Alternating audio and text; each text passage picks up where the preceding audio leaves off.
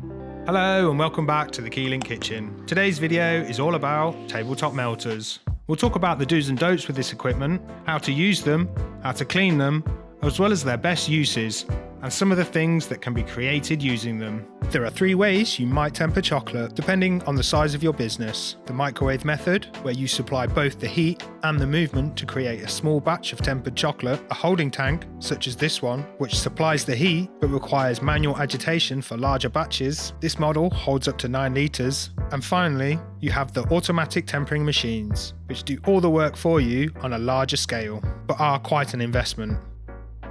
The Martelato melter I'm using today has a 9 litre capacity. There's a thermometer that sits in the chocolate at all times, so you have an accurate reading. This is a digital temperature holding tank, so it's highly accurate and has an adjustable setting for the 3 temperature curves of white, milk and dark, as well as a manual setting for fine tuning. I would just like to say these are not tempering machines. You can seed your chocolate in this tank. It will then hold it at the desired temperature. And in turn, the tank will help you keep it in temper via temperature control only. I would also recommend using an additional thermometer that you can move to different areas of your chocolate to get a truly accurate reading of your temper. You should stir your chocolate from time to time, as well as monitor its temper using a spatula, as you may need to increase the temperature on the machine to break down the crystals. Some other items you may find handy when using the holding tank are trays, dipping forks, acetate sheets, a serving ladle, as well as a scraper. Back to tempering in the holding tank. I'm adding chocolate chips to the melted chocolate as part of the seeding method.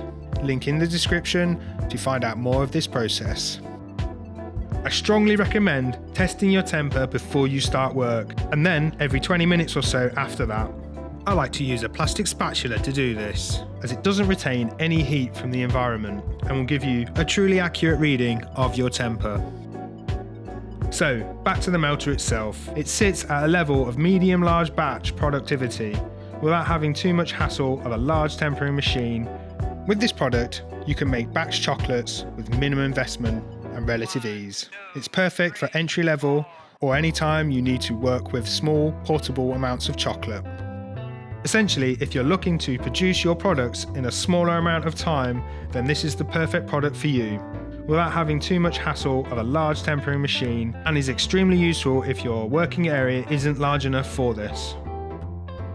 On the flip side, you can use them in conjunction with a tempering machine. To do this, you would simply decant the tempered chocolate from your automatic tempering machine into the vat, then insert the vat into the machine to hold it at the correct temperature.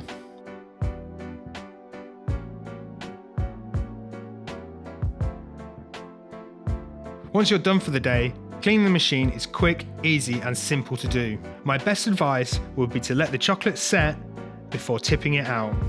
By doing this, you are letting the chocolate retract away from the sides, making it easily removed by simply tipping out. As you can see, the inner tub can be removed and the chocolate scraped out, ready for use later. You would then remove any excess chocolate with a heat gun and cloth. So in conclusion, I feel that this piece of equipment is extremely useful to have around the kitchen. It's quick and easy to set up and clean, as well as simple to use. In short, it gives you a portable vat of tempered chocolate for a myriad of applications. From bonbon shells and dip pralines, the garnishes for desserts and cakes, or even a show-stopping centerpiece. We do hope you found this video useful, so for now, it's goodbye from the Keylink Kitchen.